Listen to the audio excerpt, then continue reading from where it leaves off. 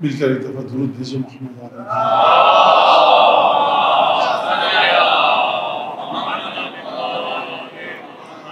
اعوذ باللہ من الشیطان الرجیم بسم اللہ الرحمن الرحیم الحمد للہ الذی جعل الحمد مفتاحا لذکرہ وسببا للمزید من فضلہ ودلیلا علی آلائہ وعظمتہ ثم الصلاة والسلام على عبده وامین وحیہ وخاتم رسله سیدنا و مولانا بالقاسم محمد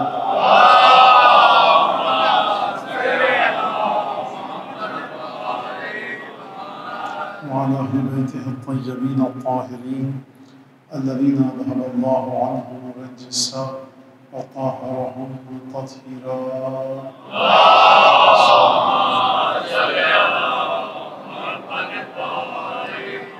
واللعن الدائم على أعدائهم أجمعين أما بعد فقد قال الله الحكيم في كتابه المجيد أعوذ بالله من الشيطان الرجيم فلا وربك لا يؤمنون حتى يحكموك فيما شجر بينهم ثم لا يجدوا في أنفسهم حرجا مما قضيت ويسلموا تسليما درود محمد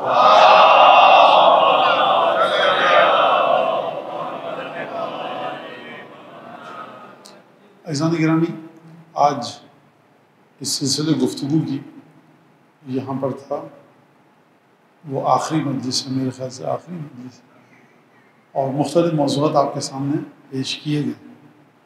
آج جو گفتگو ہے اس کا موضوع یہی آیت ہے، سورہ نساء کی 65ویں آیت ہے کہ جس میں پروردگار عالم یہ ارشاد فرما رہا ہے کہ حبیب تمہارے رب کی قسم کہ لا یؤمنون، یہ ایمان نہیں لائیں گے، یہ ایمان والے نہیں ہیں، حتی یحکموک فیما شجر بینہم، جب تک کہ یہ نمازیں نہ پڑھیں، جب تک کہ یہ روزے نہ رکھیں، کیا نہ کریں، کیا کریں پروردگار تو امت مصطفیٰ کو ایمان والا کہے۔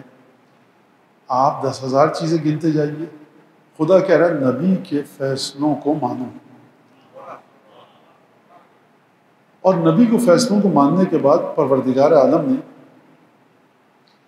2 مرحلے اور بتلائے قرآن مجید میں۔ پہلا مرحلہ تو یہی جو آپ کے سامنے میں نے ابھی تک عرض کیا، لا یؤمنون حتی یحکموک فیما شجر بینہم، رتی برابر، ذرہ برابر بھی جو اختلاف ہو جاتا ہے مسلمانوں کے درمیان، حبیب اگر یہ ایمان والے بننا چاہیں، اور یہ ایمان والے نہیں ہو سکتے جب تک کہ تمہیں اپنا حکم، اپنا فیصلہ کرنے والا قاضی، جج، منصف نہ ماننے جو بھی ان کے درمیان اختلاف ہوا۔ اب آپ نے مان لیا رسول خدا کو کہ میرے فیصلوں کا، میرے مقدمات کا، میرے اختلافات کا فیصلہ رسول خدا فرمائیں گے، تو آپ ایمان والے بن گئے، اور جہاں بھی کہیں بھی کوئی جھگڑا ہوا، کوئی اختلاف ہوا، تنازع ہوا، آپ نے کہا رسول خدا سے پوچھتے ہیں، تو آپ ایمان والے بن گئے۔ یہ ایک مرحلہ ہے۔ اور اس کے بعد جب آپ گئے اور رسول خدا نے آپ کے خلاف فیصلہ دے دیا، آپ مجھے لے کر کے گئے رسول خدا کی بارگاہ میں، رسول خدا نے میرے خلاف فیصلہ دے دیا، تو جب آپ کے خلاف فیصلہ دیا تو یہ فیصلہ چبھا کہ نہیں چبھا؟ جب میرے خلاف فیصلہ کیا یہ فیصلہ چبھا کہ نہیں چبھا؟ ناگوار گزرا کہ نہیں گزرا؟ رسول خدا اس وقت تک رسول ہیں جب آپ کی مخالفت اور میری حمایت میں فیصلہ کریں، یا رسول خدا اس وقت بھی رسول ہیں جب آپ کی حمایت میں اور میرے خلاف فیصلہ کریں؟ تو خدا نے فرمایا حتی یحکموک فیما شجر بینہم، رسول خدا یا رسول اللہ ہمارا جھگڑا ہوا ہے، اختلاف ہوا ہے، آپ ہمارے قاضی ہیں، تو ایمان کا پہلا جز مکمل ہوا۔ رسول خدا نے فیصلہ سنا دیا، اب کیا بات ختم نہیں ہوئی ہے، ایک اور جز بھی باقی ہے، وہ یہ ہے ثم لا یجدوا فی انفسہم حرجا مما قضیت، حبیب جب تم ان کو فیصلے اپنے سنا دو تو جب ان کی حمایت میں فیصلہ ہوگا تو ظاہر سی بات ہے کہ کسی کو کوئی اعتراض نہیں ہوگا، لیکن حبیب جب تم ان کے خلاف فیصلہ سناؤ گے، 2 لوگوں میں اختلاف ہوا، رسول خدا نے بائیں ہاتھ والے کے حق میں فیصلہ دے دیا، تو یہاں جو کھڑا ہوا ہے شخص مسلمان، وہ اپنے دل میں ایک تکلیف، ناگواری کا احساس لائے گا۔ خدا نے کہا دیکھو جب اختلاف ہو تو رسول کے پاس جانا، اور جب فیصلہ سنا دے تو خبردار اپنے دل میں حرج اور ناگواری کا اثر مت آنے دینا۔ پیر پٹکتے ہوئے جانے کی بات نہیں ہو رہی پیشانی پہ بل آنے کی بات نہیں ہو رہی، یہ کیا کر دیا یا رسول اللہ آپ نے، اس کی بات نہیں ہو رہی۔ یہ اگر اظہار کر دیا تو بالکل ہی منافق اور کافر ہو گئے۔ تمہارے دل میں بھی کوئی ناگواری کا تصور نہ آئے۔ اچھا، یہ پروردگار ناگواری کا تصور نہیں آیا، خوشی خوشی چلے گا؟ کہا کہ نہیں، یسلموا تسلیما، سر تسلیم، ہنسی خوشی، پوری رضا اور رغبت کے ساتھ اپنی روح کو، اپنے سر کو، اپنے وجود کو، اپنے جسم کو، اپنے خیال کو، افکار کو رسول کی بارگاہ میں جھکا دو۔ تو قرآن مجید نے یہ ایک فیصلہ سنا دیا۔ لہٰذا اب آپ کو اگر اسلام ڈھونڈنا ہے تو آپ جا کر اسلام کے ابتدائی حصے میں لمبی لمبی نمازوں کو مت دیکھیے، پہلے دیکھیے کہ رسول کے جتنے فیصلوں پر جو شخص سر تسلیم خم تھا وہ ایمان کے مرحلے پر ہے، اور کون سے ایمان کے مرحلے پر ہے یہ بھی سمجھ لیجیے ذرا آپ۔ مجھ میں کتنا ایمان ہے آپ نہیں دیکھ سکتے، آپ میں کتنا ہے میں نہیں دیکھ سکتا۔ کون دیکھ سکتا ہے؟ صرف ہمارا اور آپ کا 12واں آقا، ہمارا اور آپ کا 12واں مولا، مولا کو پتہ ہے۔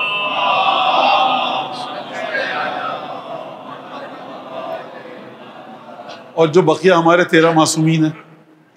اب یہ بھی ایک الگ بات ہے، یہاں پہ آپ سن لیجئے، اس پہ مجھے نہیں پتا کہ انسان اپنے منہ پر تماچے لگائے، سر کو پیٹے اور گریہ کرے، یا کہنے والے کی بے عقلی پر ہنسے۔ جو میں اب واقعہ بات سنانے والا ہوں اور میری ہمت بھی نہیں ہو رہی کہنے کی کہ مولانا وہ قرآن کا علم تو ائمہ کے پاس ہے، تو دلیل نہیں ہے کوئی کہ جناب سیدہ کے پاس قرآن کی تعویل کا علم ہے۔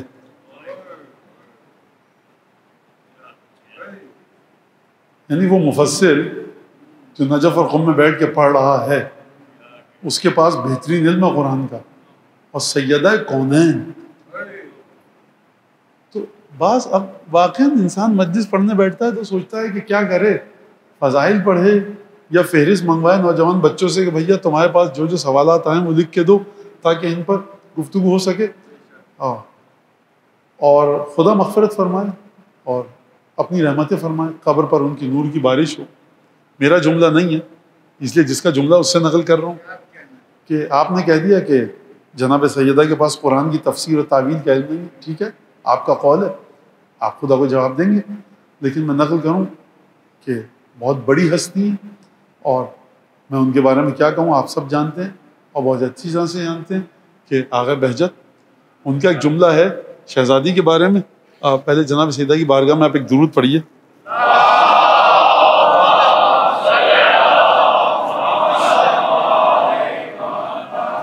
انہوں نے کہا کہ گفتگو ہو رہی ہے آسمان پر جبرائیل کی، پروردگار ومن تحت الکسا، یہ چادر کے نیچے کون ہیں، اور نقل کر رہی ہے جناب سیدہ۔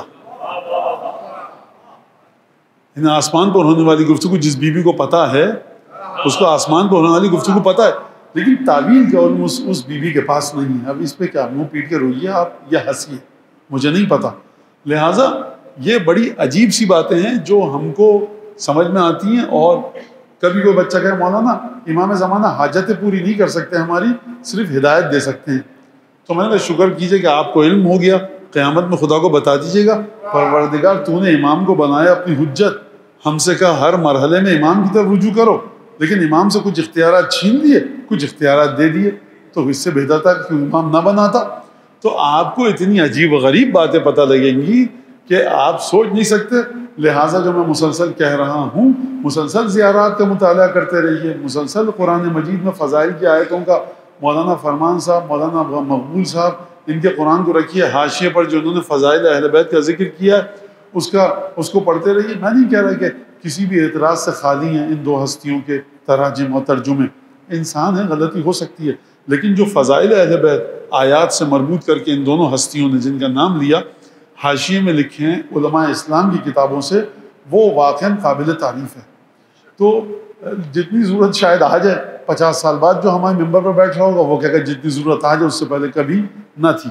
تو بہرحال فیصلے کو سمجھ لیا آپ نے رسول خدا کے کہ اور حبیب یہ اس وقت تک ایمان والے نہیں بن سکتے جب تک کہ اپنے مناقشات میں، تنازع میں، اختلافات میں تجھے اپنا حکم یعنی قاضی نہ بنائیں، اور اس کے بعد جو تو فیصلہ کرے اس کے اوپر سر تسلیم کو جھکا دیں، اور اس کے بعد سر تسلیم خم کرنے کے ساتھ ساتھ فرمایا کہ دیکھو ہم عمل کی بات نہیں کر رہے، اگر عمل کر لیا تو خود سمجھ لو۔ اور آپ نے علماء سے سنا ہے نا کہ ماں باپ کو اف مت کہو، اب کوئی نعوذ باللہ من ذالک خدا نخواستہ اپنی ماں پر بلند آواز سے چیخے، بدتمیزی کرے، اس طرح سے بات کرے کہ ماں اپنے دل کو ایک کیفیت آئے، خدا نخواستہ ماں کی آنکھوں سے، باپ کی آنکھوں سے آنسو ٹپک پڑے، باپ گھبرا کر مجھ سے بات کرے، میری ماں ڈر کے مجھ سے بات کرے، تو پھر ایسی زندگی کا فائدہ کیا؟ ایسے امام آبا قبا نماز روزے کا فائدہ کیا؟ تو آپ کیا کہنا ہوا آئمہ نے، امام نے کیا کہا؟ اف مت کہو۔ لہٰذا خدا فرما رہا ہے کہ دل میں ناگوار خیال بھی نہ آئے۔ پروردگار اگر رسول نے فیصلہ کیا پیر پٹکتے ہوئے چلے گئے، ہاتھ جھٹک دیے، پیشانی پر بل آ گیا، آنکھیں ذرا سختی آ گئی، تیلیوں پہ بل آ گئے، تو کیا ہوگا؟ خدا یہ کہے گا نا، ہم کہہ رہے ہیں دل میں برا خیال نہ آئے، تم عمل کے اظہار کی بات کر رہے ہو۔ اگر در فاطمہ سے نفرت ہے تو یہی کافی ہے نفاق کے لیے۔ آپ بات کر رہے ہیں بے ادبی کے ساتھ کھٹکھٹانے کی، آپ بات کر رہے ہیں کوئی اور جسارت کرنے کی، تو چھوٹی ترین جو بات تھی خدا نے ذکر کر دی، بڑی باتوں کو آپ خود سمجھ دیجئے۔ لہٰذا اب آپ کو اگر سمجھنا ہے کہ ایمان کے بلند ترین مرحلے پر کون ہے، تو جہاں جہاں رسول نے جو فیصلے کیے، جو آپ کو ان فیصلوں کے مد مقابل سر جھکایا ہوا نظر آئے، سمجھ دیجیے کہ وہ ایمان کے آخری مرحلے پر ہے۔ اب رسول نے کھلوا دیا دروازہ مسجد میں کسی کے گھر کا۔ اب جس کو اعتراض ہے، نماز تو سب نے پڑھی ہے، آپ کیسے پتہ چلائیں گے کہ یہ جو نمازی پیچھے رسول کے نماز پڑھ رہے ہیں، ان میں سے کس کی نماز بلند ہے؟ میں کہوں گا جس کا ایمان سب سے زیادہ اس کی نماز بلند ہے۔ تو آپ پوچھیں گے مولانا کس کی نماز سب سے بلند ہے، کس کا ایمان سب سے بلند ہے؟ جو بولو والین کو 2 مت کے برابر کھینچے، تو میں کہوں گا قرآن سے پوچھیے، رسول کے فیصلوں پر جو سر تسلیم خم کر دے وہ سب سے بلند ترین مرحلے پر ہے۔ اور ہاتھ کنگن کو آرسی کا پلٹ کر دیکھ لیجئے، ایک دروازہ کھلا ہوا ہے مسجد کے صحن میں، اور صرف دروازہ کھلا ہونا ہوتا تو شاید اتنا فضیتہ کھڑا نہ ہوتا۔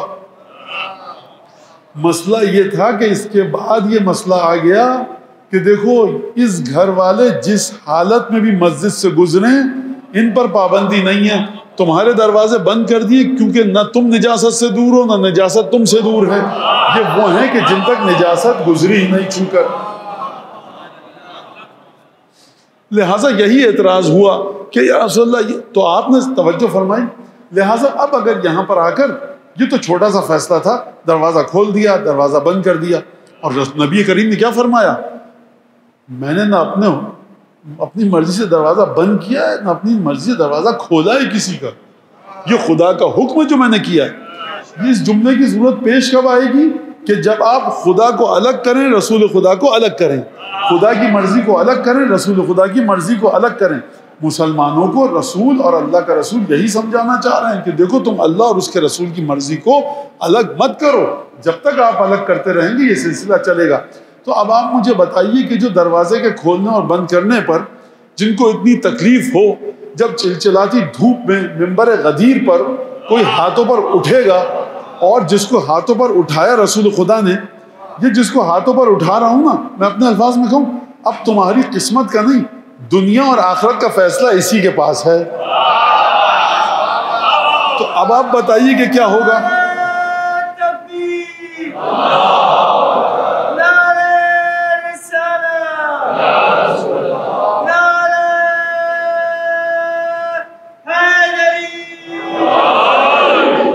مولا کا مطلب کیا ہے؟ مولا خدا ہے تمہارا، میں تمہارا مولا ہوں، یعنی جو میں کہہ دوں وہ حق ہے، جو میں تم سے مانگوں وہ مجھے دے دو، جو میں تمہیں دوں وہ لے لو، جس سے روک دوں اس سے رک جاؤ۔ تو کہا کہ من کنت مولا، حدیث آپ کے سامنے ہے۔ تو اب آپ بتائیے کہ اس کے بعد کیا سلسلہ ہوگا، اور اس کے بعد مخالفتوں کی کتنی طوفانی ہوائیں چلیں گی۔ ان تمام طوفانی ہواؤں سے جناب امیر کو گزر کے جانا ہے، اور آپ کو بھی انہی طوفانی ہواؤں کو اپنی زندگی میں برداشت کرنا ہے۔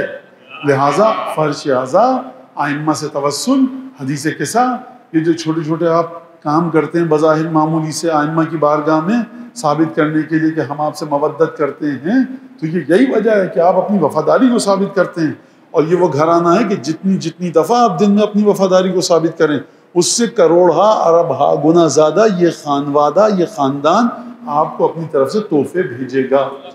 لہٰذا دفتر جا رہے ہیں آپ صلوات پڑھتے ہوئے جائیے، دفتر سے آ رہے ہیں صلوات پڑھتے ہوئے جائیے، موٹر سائیکل پر بیٹھے، گاڑی میں، بس میں، منی بس میں، رکشے میں، کسی اور سواری میں، صلوات پڑھتے ہوئے جائیے، بڑا مفت کا ثواب دیتی ہے یہ صلوات سرکار۔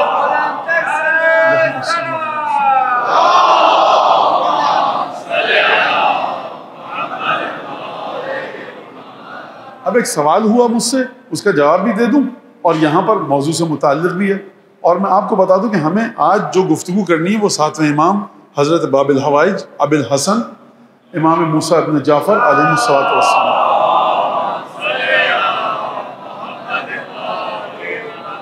ساتویں امام کی بارگاہ میں گفتگو کو اپنی ہدیے کے طور پر ہم پیش کریں گے۔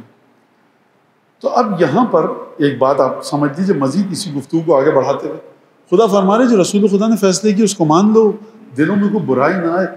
اللہ اکبر، یعنی عجیب ہے، خوف آتا ہے رسول کے سلسلے میں۔ دیکھو برا مت سمجھنا رسول کو، یعنی خداوند تبارک و تعالیٰ کہہ رہا ہے حبیب تم بہترین اخلاق کے درجے پر ہو، صبر تحمل تمہارے اندر ہے، میٹھی زبان تمہاری ہے، تمہارا اٹھنا پھرنا چلنا بیٹھنا سب بہترین ہے، تم نے اپنی ذات سے لوگوں کو فائدہ پہنچایا ہے، امت کی وجہ سے تم نے پتھر کھائے۔ ایسا آدمی اگر آپ کی اسی کالونی میں ہو جو کالونی کی خاطر تمام زحمتیں اٹھائے، تو جیسے ہی آپ اس انسان کو آتا ہوا دیکھیں گے نا، کہے گا بھائی آپ کا جھگڑا ہو رہا ہے چھوڑ دیجئے، آپ چھوڑ دیں گے، بھائی دیکھیے آپ یہاں سے اس وقت چلے جائیے، آپ کتنا احترام کریں گے، برا خیال آنا تو درکنار، آپ دیکھیے آپ ایک عام آدمی کا اتنا احترام کریں گے۔ رسول خدا کے بارے میں جو قرآن میں آیات نازل ہوئی ہیں، ان آیات کو دیکھنے کے بعد بھی رسول کے فیصلوں کے سلسلے میں جو اپنے دل میں برے خیالات لائے، اب آپ یہ بتائیے کہ میں اس کو اسلام کے کس درجے پر رکھوں؟ تو آپ کا مقابلہ ان لوگوں سے نہیں ہے، آپ کا جو مقابلہ ہے اور جو آپ کی دوڑ لگی ہوئی ہے اہل بیت کو چاہنے اور ان سے عشق کرنے کے سلسلے میں، وہ مودت اور محبت کی دوڑ ہے۔ آپ رسول خدا کے بارے میں کیا پڑھتے ہیں دعا نطبہ میں؟ افضل من اعتمدتہ، اے پروردگار ہمارا رسول، آخری رسول رسول اللہ بہترین ہیں، افضل ترین ہیں، کن میں؟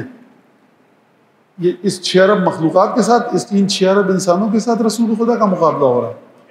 جن جن پر تو نے اعتماد کیا ان میں سب سے افضل ہے۔ ہما شما کے ساتھ تو رسول خدا کا مقابلہ کرنا بھی مت۔ ابو جہل اور ابو لہب سے مقابلہ کرو گے، یعنی رسول خدا ابو جہل ابو لہب سے بہتر ہیں، شداد سے، نمرود سے، قارون سے، فرعون سے بہتر ہیں رسول خدا۔ یہ توہین ہے، رسول خدا کی تعریف نہیں ہے۔ پروردگار جن جن پر تو نے اعتماد کیا، یعنی 1,24,000 انبیاء اور ان کے اولیاء، اوصیاء، شہداء، کل جو گفتگو گزری، صالحین، صدیقین، تمام کے تمام، حتیٰ جبریل پر خدا اعتماد کر رہا ہے کہ نہیں کر رہا ہے، اپنی وحی لے کر بھیج رہا ہے۔ اسرائیل پر خدا کو اعتماد ہے کہ نہیں ہے؟ دوراغہ جو جہنم کا ہے، جو حاجب اور دربان ہے جنت کا، اس پر خدا کو اعتماد ہے کہ نہیں ہے؟ یعنی خدا کے جو متقی بندے تھے، نہیں، تقوی کے ساتھ یہ تقوی کی اس منزل پر تھے کہ خدا اپنے پیغامات کے سلسلے میں، اپنی امانتوں کے سلسلے میں جن پر اعتماد کر رہا ہے رسول خدا کا، ان سے مقابلہ کر کے فضیلت دیجئے۔ یہ ہمہ شما جو 40، 50، 60، 70 برس تک اپنی پیشانی کو بتوں کے سامنے رگڑتے رہے، انتہائی بدمزاج تنخو قسم کے انسان، جن سے مکے میں جن کی بری شہرت، مدینے میں جن کی بری شہرت، بے ادب بدتمیز قسم کے لوگ، آپ ان کے ساتھ مقابلہ کریں گے رسول خدا کا؟ افضل من اعتمدتہ، جن پر پروردگار تو نے اعتماد کیا، پروردگار ان سب میں افضل ہیں۔ یعنی رسول خدا کی بارگاہ میں 1,23,999 کی وہ حیثیت نہیں ہے جو رسول خدا کی ہے۔ رسول خدا کی بارگاہ میں جبرائیل، میکائیل، عزرائیل، اسرافیل، ملائکہ مقربین کی کوئی حیثیت نہیں ہے۔ افضل من اعتمدتہ وسید من اجتبیتہ، اور جن کو تو نے برگزیدہ مقام دیا ان میں سب سے بڑے ہیں ہمارے رسول۔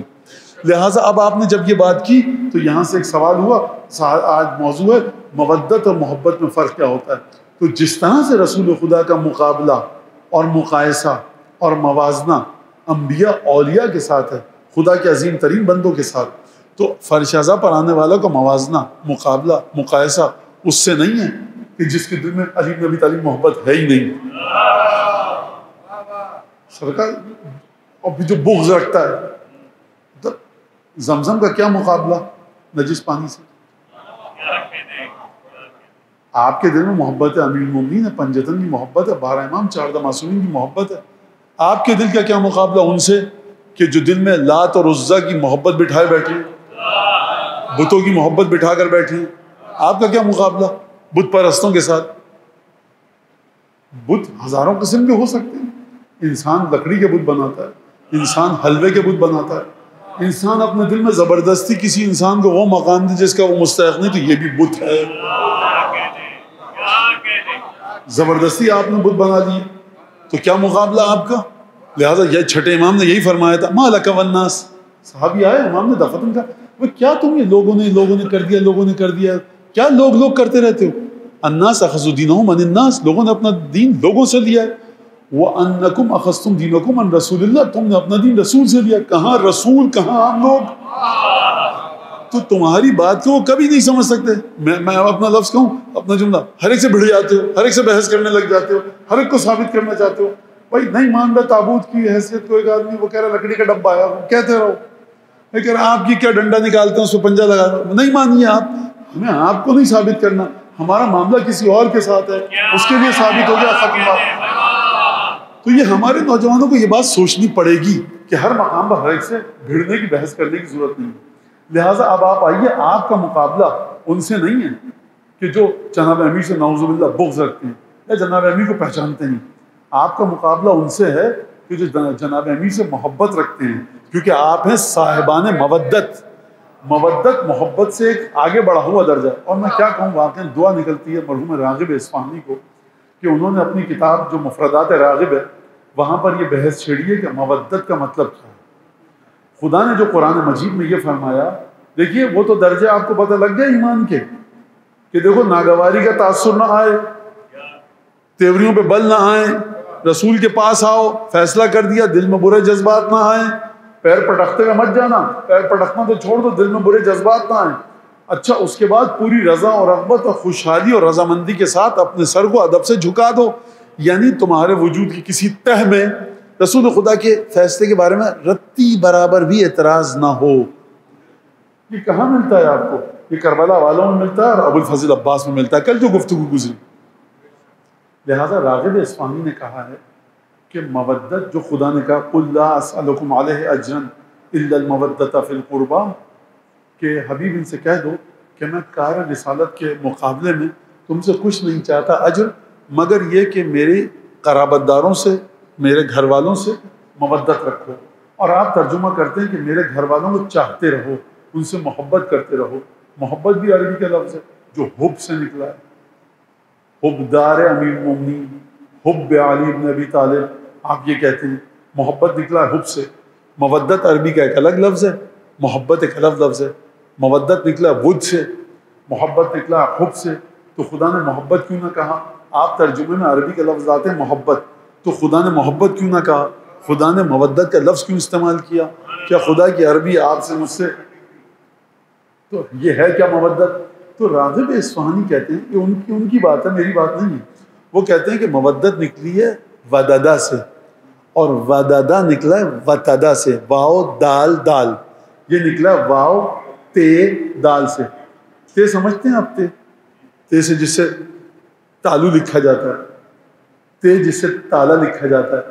اور جب کبھی سوال جواب کی نشست میں جاتا ہوں میں، تو جو اردو میں سوالات آ رہے ہوتے ہیں تو اس سے لگتا ہے کہ کتنی خلوص کے ساتھ ہمارے بچوں کی اردو کا املا بگاڑا جا رہا ہے اسکولوں میں. یعنی سمجھ میں نہیں آتا کہ جس نے لکھا ہے کیا پڑھے انسان. تو املا تو چھوڑ دیجئے سرکار، آپ کوئی کہ میر انیس کے بجائے میر انیس کے شعر پڑھے ہیں آپ نے، تو آپ پریشان مت ہوئیے گا.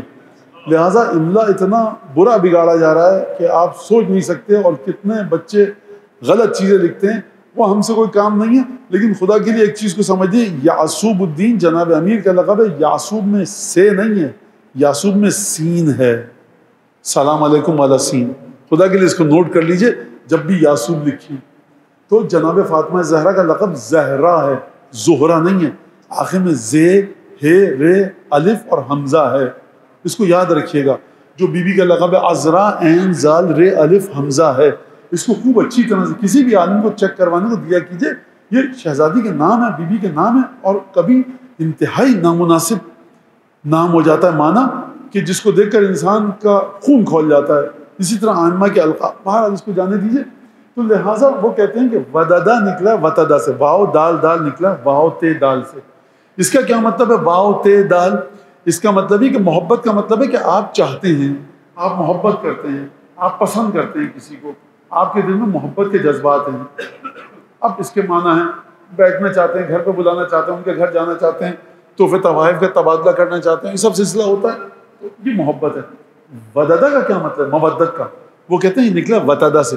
وتدا اس وقت استعمال کیا جاتا ہے جب کسی چیز کو کسی چیز میں اچھی طرح سے دباؤ کے ساتھ گھونپ دیا جائے، گاڑ دیا جائے، بالکل جس طرح سے کہ پروردگار نے قرآن مجید میں فرمایا ہے کہ ہم نے جس طرح سے پہاڑوں کو زمین میں کیل کی طرح ٹھونک دیا ہے۔ یہاں پر محبت کا معنی یہ نہیں ہے کہ میں پسند کرتا ہوں اہل بیت کو یا میں چاہتا ہوں اہل بیت کو، یعنی اپنی مودت کے مادے کو اس طرح سے اہل بیت کی ہستیوں میں، ان ذوات مقدسہ میں اس طرح سے فنا ہو جاؤ کہ جس طرح سے پہاڑ زمین پر ٹھوک دیا گیا ہے، تم اہل بیت سے اپنے آپ کو جدا نہ کر پاؤ۔ لہٰذا محبت کا مطلب یہ ہے کہ میں پسند کرتا ہوں، مودت کا مطلب یہ ہے کہ میں اس طرح سے جڑ چکا ہوں کہ اب ان کو چھوڑ کر کہیں نہیں جاؤں گا۔ لہٰذا خدا یہ نہیں کہہ رہا کہ محبت کرو اہل بیت سے، سرکار محبت تو ہو ہی جائے گی، جو نہ کرے محبت وہ بڑا ہی بدبخت انسان ہے۔ کون ہے جو مولا حسین کو دیکھ کے محبت نہ کرے؟ کون ہے جو امام حسن کو دیکھ کے محبت نہ کرے؟ آخر مجھے بتائیے ان میں خامی کیا ہے جو آپ نفرت کریں گے؟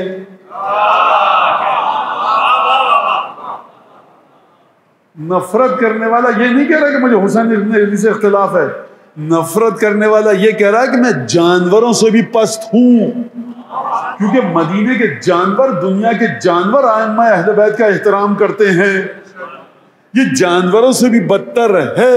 روایت آپ کو پتا، امام معصوم کا گوشت، جناب سیدہ کی بلا فصل اولاد کا گوشت، اور آپ کے اور ہمارے 12 اماموں کا گوشت، جس میں آپ اضافہ کر لیجئے جناب زینب کے نام کا، اور پھر وہ امام زادے کہ جو منصوص ہے جن پر نص آئی ہے، فرض کیجئے جناب حضرت ابوالفضل عباس، لے لیجئے اس میں آپ جناب حضرت علی اکبر کو، بی بی زینب سلام اللہ علیہ، اور جو امام زادے منصوص ہیں، یہ ہمارا عقیدہ ہے کہ جانور ان پر حملہ نہیں کر سکتا،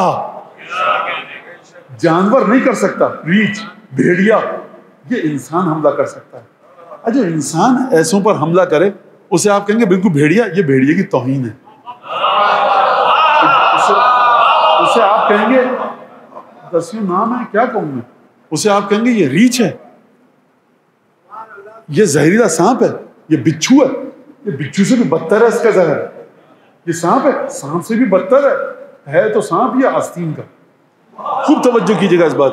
لہٰذا آپ روایتوں کو دیکھ کر، کل جو جناب امیر کی گفتگو ہوئی تھی، اہل بیت کو وہاں رکھو جہاں خدا نے رکھا ہے، یا علی دشمنوں کو کہاں رکھے، تو شاید جناب امیر جواب دیں گے کہ عربی کی عبارت میں اتنی طاقت نہیں کہ ہمارے دشمنوں کی نجاست کو بتا سکے۔ اب آپ سن لیجیے اس بات کو، اولئک کالانعام بل ھم اضل، یہ چوپایوں کی طرح ہیں، جانوروں کی طرح ہیں، بلکہ اس سے بھی گمراہ۔ خدا کے پاس اگر کوئی چیز ہوتی بتانے کی تو خدا اس لفظ کو لے آتا۔ خدا کے پاس کا مطلب کیا ہے؟ خدا کے علم میں ہے، لیکن عربی زبان میں اتنی طاقت نہیں کہ وہ منعکس کر سکے اس مرحلے کو۔ کہا کہ یہ جانوروں کی طرح بلکہ ان سے بھی گمراہ ہیں زیادہ۔ یہ آپ اس بات کو سمجھیے اور اپنے بچوں تک پہنچائیے۔ لہٰذا یہاں تک یہ بات ہو گئی۔ اب ہم چلتے ہیں کہ جو امامت کے سلسلے میں ائمہ کے فیصلے ہیں، رسول خدا کے فیصلے ہیں، کس طرح سے فیصلے ہیں، بغیر کوئی وقت ضائع کیے ہوئے تمہید باندھے ہوئے آپ کو لے کے چلتا ہوں میں 7ویں امام کی بارگاہ میں۔ سب سے پہلے سمجھ لیجیے کہ 7ویں امام کا جو لقب ہے وہ ہے ابو الحسن الاول اور العالم اور ابو الحسن الماضی یا عبد صالح۔ عبد صالح کیوں ہے؟ خدا کا نیک بندہ۔ ائمہ ہمارے نیک بندے آپ نہیں، ائمہ نیک بندے، ان کے اصحاب خدا کے نیک بندے ہیں۔ یہ اصحاب 7ویں امام کے اصحاب کے درمیان یہ کوڈ ورڈ تھا کہ اگر خط پکڑا جائے تو اس میں موسیٰ ابن جعفر کا نام نہ ہو، عبد صالح کا نام ہو۔ اور یہ راویوں نے اپنے درمیان، لگتا ہے مجھے یہ کہ طے کر لیا تھا کہ دیکھو تم نے جو سوال پوچھا تھا مجھ سے تو میں گیا تھا عبد صالح کے پاس، فَأَجَابَ الْعَبْدُ الصَّالِحِ، تو عبد صالح نے یہ جواب دیا، ایک لقب یہ۔ دوسرا ابو الحسن الماضی، وہ ابو الحسن جو گزر گئے، یہ کب کا ہے؟ شاید امام کی شہادت کے بعد کا۔ ہمارے 4 ائمہ کے لقب کنیت ابو الحسن ہے. پہلی جناب امیر، دوسرا جناب امام موسیٰ کاظم، تیسرا امام رضا علیہ السلام، چوتھے امام علی النقی علیہ السلام. یہ 4 امام ہیں ہمارے، کہ 4 اماموں کا نام آیا، کم از کم ایک صلوات کی تو جگہ بنتی ہے.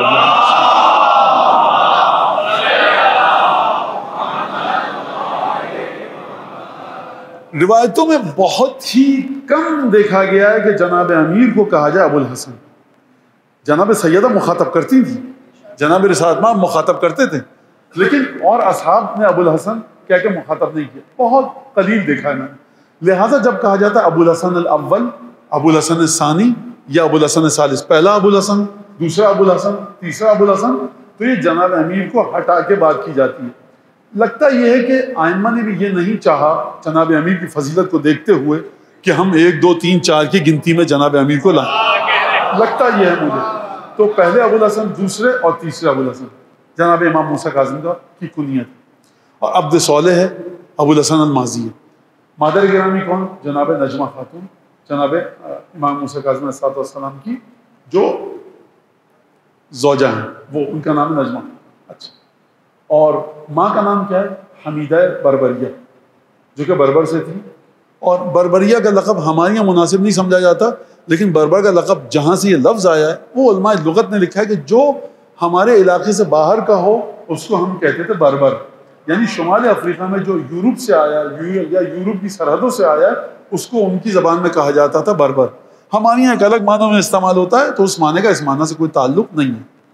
ولادت کب ہوئی ہے؟ 128 ہجری میں. شہادت کب ہوئی ہے؟ 183 ہجری میں. 128 ہجری سے 183 ہجری لگائیے ذرا حساب، آپ میں سے جس کا حساب تیز ہے تو آپ کی سمجھ میں آ جائے گا عمر مبارک کتنی تھی. 50 برس سے کچھ زیادہ کی عمر ہے امام کی. جی 56، 56 سال. 128 سے 183. قید میں جو رہے 173 سے 183 تو یقینی ملتا ہے ہم کو کہ قید میں رہے. اس کے علاوہ جو ایام ہیں اس کے بارے میں تاریخ واضح نہیں ہے، لیکن اس دوران بھی کم و بیش قید میں گئے، چھوٹ کے آئے، یہ سلسلہ یقیناً لگتا ہے کہ رہا ہوگا. ولادت ہوئی 128 ہجری. کون سے امام کی بات ہو رہی ہے؟ 7ویں امام کی.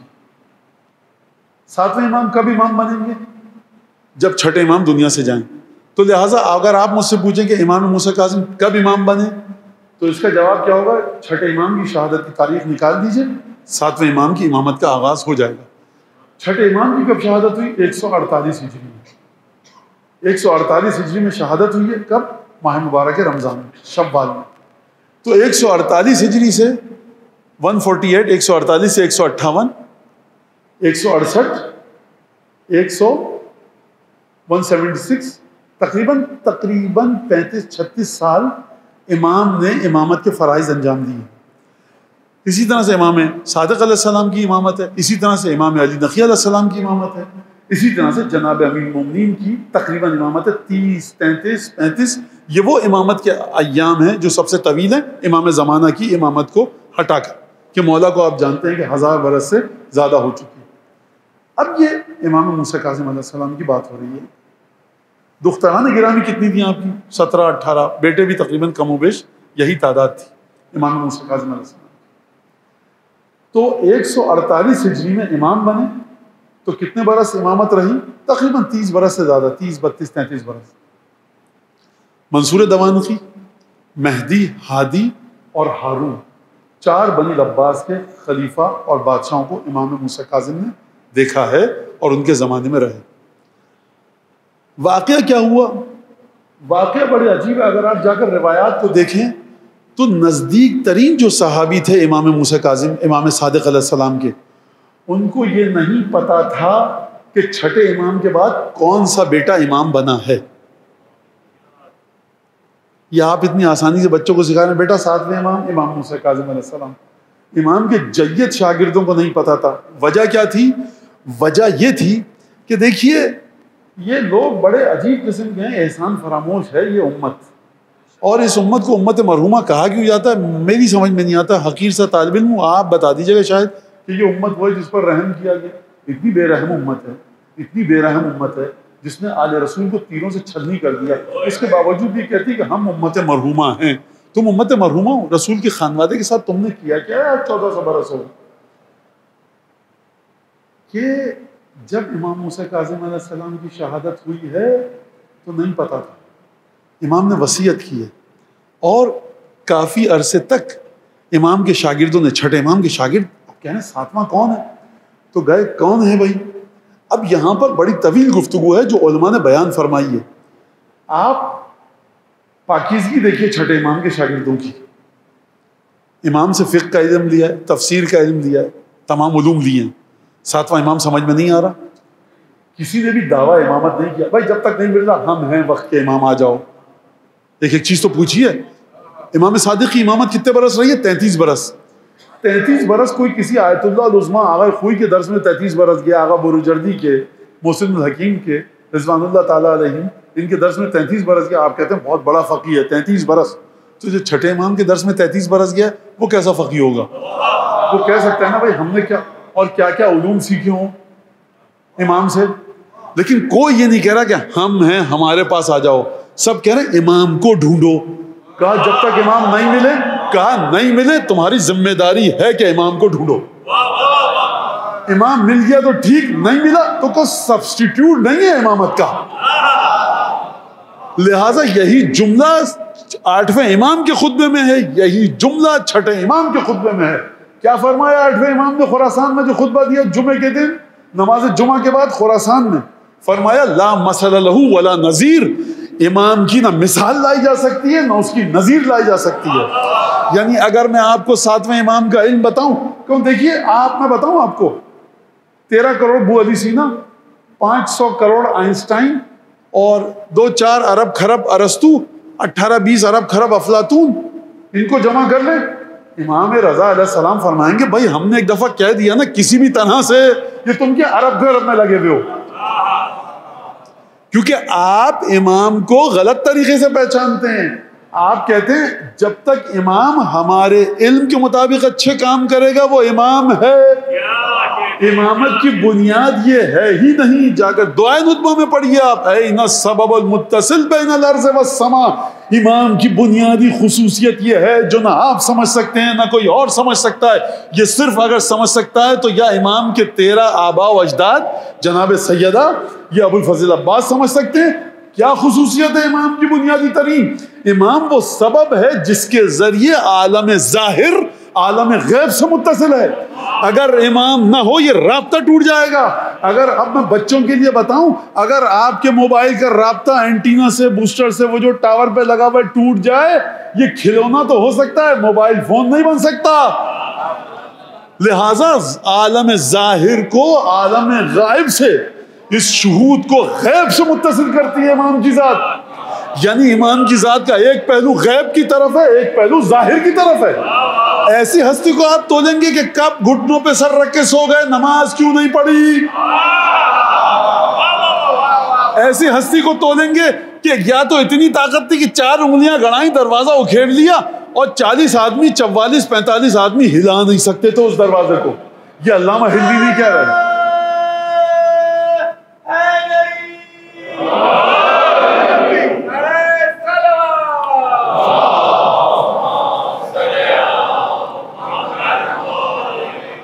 یہ میں نہیں کہہ رہا, ابن ابی الحدید معتزلی نے کہا ہے یہ جملہ کہ 44 آدمی جس کو نہیں ہلا سکتے تھے. یا علی تم نے وہ دروازہ اکیلے اکھاڑ لیا؟ اکیلے بھی نہیں اکھاڑا, 4 انگلیاں گاڑ کے اکھاڑا. پوچھا گیا, اب یہاں پہ یہ بات آ گئی ہے, مقطع میں آ گئی ہے, سخن گسترانہ بات تو سن لیجیے. وہ یہ کہ یا علی آپ 4 انگلی گڑائیں. اچھا, جناب امی کے گھر میں گیا ایک شخص کا, جو کی روٹی ہے علی کے ہاتھوں سے ٹوٹ نہیں رہی, زور لگا کے توڑ رہا. کہا یہ کیا اور وہ کیا؟ کہا کہ دیکھو ما قلعت باب خیبر بقوت جسدانیہ بل بقوت رحمانیہ. میں نے دروازہ خیبر اپنی جسمانی طاقت سے نہیں اکھیڑا تھا, رحمانی طاقت سے اکھیڑا تھا. اب یہ ایک الگ سوال ہے کہ کس طرح سے طاقت رحمانیہ, جب علی نے ارادہ کیا طاقت رحمان ہاتھ میں آ گئی تو 4 انگلیوں سے دروازہ اکھیڑ لیا. جب ارادہ نہ کیا تو جو کی روٹی گھٹنے سے نہیں ٹوٹ رہی. تو آپ اعمال سے مت پہچانیے امام کو, آپ پہچانیے کہ نص سے رسول خدا کے ذریعے. آپ جناب سیدہ کو, جناب سیدہ کے جو اعمال آپ تک آئے ہیں وہ دل میں مودت کا جذبہ تو معجزن کر سکتے ہیں, لیکن آپ پہچانیے حدیثوں کے ذریعے ایک دفعہ طے ہو گیا کہ سیدہ نساء عالمین ہیں، بس اب شہزادی کی عبادتیں نقل ہو گئیں تو کیا کہنے، نقل نہ ہوئی تب بھی سیدہ نساء عالمین ہیں۔ ہم نے 14 معصومین کو اپنی آنکھوں کے ذریعے دیکھ کر کب مانا ہے؟ ہم نے رسول خدا کی گواہی کے ذریعے مانا ہے۔ قرآن مجید کو چوم کر آنکھوں پہ لگا کر سب سے اونچے طاقچے پر رکھتے ہیں کہ نہیں رکھتے؟ پیر کرتے ہیں کہ نہیں کرتے؟ کس پرنٹنگ پریس میں چھپا تھا مدینے کی آپ کی نگاہوں کے سامنے کہ رسول خدا نے پروف ریڈنگ کروائی صحابہ سے؟ بھائی رسول کا قرآن ہے، اب خبردار پیر مت کرنا، اونچی جگہ پہ رکھنا، نجس نہ کرنا، بے احترامی مت کرنا، اور آگ بوسیدہ ہو گئے سمندر میں جا کر ڈالنا، پاک زمین پہ جا کے دفن کرنا، خبردار جلانا مت، نعوذ باللہ ڈسٹ بن میں مت ڈال دینا، بچے کے ہاتھ سے لے لو۔ آپ کتنے جتن کرتے ہیں قرآن کے؟ یہ اس قرآن میں ہے کیا؟ وہ الفاظ ہیں جو رسول خدا پر اترے تھے، وہ الفاظ ہیں، وہ حقیقت ہے تو رسول خدا کے پاس ہیں۔ تو مجھے بتائیے کہ وہ جو 13 ہستیاں ہیں رسول کے وجود سے نکلی ہوئی، ان میں رسول خدا کی حقیقت بھی ہے، رسول خدا کا ثبوت بھی ہے۔ تو اب آپ کی سمجھ میں آیا کہ نیزوں پر جو قرآن اٹھائے گئے ان کی وجہ سے جنگ چھوڑ رہے ہو؟ ادھر ہے قرآن، انا القرآن الناطق، قرآن ناطق میں ہوں۔ جب بھی آپ اپنے ذہن کے پیمانوں سے امام کو سمجھیں گے دھوکہ کھا جائیں گے۔ جنگ صفین میں آپ دھوکہ کھا جائیں گے، لشکر نے جنگ روک دی۔ لہٰذا آپ سمجھیے حدیث کے ذریعے کہا کہ کیا کریں؟ کہا کہ جاؤ، چھٹے امام کا ایک بیٹا ہے عبداللہ افتح، اس کا جا کر امتحان لو، گفتگو کی جائے۔ گئے، ان سے 2-3 سوال کیے تو انہوں نے جواب دیا، عجیب سے جواب لگے۔ عجیب سے جواب کیوں لگے؟ کہا کہ پہلے بتائیے کہ کیا جوتے پر مسح کیا جا سکتا ہے؟ چھٹے امام کا شاگرد ہے اور عبداللہ افتح سے پوچھنے آیا ہے کہ مسئلہ بتائیے ذرا۔ اس کا مطلب ہے اتنی معلومات تھی کہ وہ یہ دیکھنا چاہتا ہے کہ چھٹے امام، جو امام دنیا سے جا چکا ہے، اس کا بیٹا اس علم کا وارث ہے کہ نہیں ہے۔ باریک بات ہے، سمجھیے اس کو۔ بھائی یہ تو آپ کو بھی پتا تھا، اگر یہ آپ کو پتا ہے تو آپ بھی امامت کا دعویٰ کر دیجئے۔ کہا کہ نہیں، یہ امتحان لے رہے ہیں، امامت کا دعویٰ ہوگا کس طرح سے؟ ہم امتحان لیں گے معجزات کے ذریعے۔ امامت اس بات کا نام نہیں ہے کہ آپ کے پاس چیزوں کا علم موجود ہو، امامت نام ہے کہ علم کے ساتھ ساتھ آپ کے پاس پچھلے امام کی وصیت بھی ہو۔ پہلے ہم امتحان لیتے ہیں اور اس کے بعد گفتگو کریں گے۔ پہلا سوال کیا، جواب دیا۔ دوسرا سوال کیا، کہا کہ جوتوں پر مسح ہو سکتا ہے؟ کہا کہ قوم صلحاء لا یصنعون ویمسحون ولکن نحن لا نستطیع ذلک۔ اچھے لوگ تھے، گزر گئے پہلے، وہ نہیں کرتے تھے مسح پیروں پر، جوتوں پر، لیکن ہم نہیں کرتے۔ انہوں نے کہا اچھا ٹھیک ہے۔ وہ امام ہی کیا جو علم لدنی کے مقابلے میں ہما شما کی بات کرے؟ وہ کرتے تھے، وہ نہیں کرتے تھے، وہ یہ کرتے تھے، وہ یہ کرتے تھے، یہ میرا امام ایسا ہو نہیں سکتا۔ اس نے کہا چلو میاں یہ تو کام تمام ہوا۔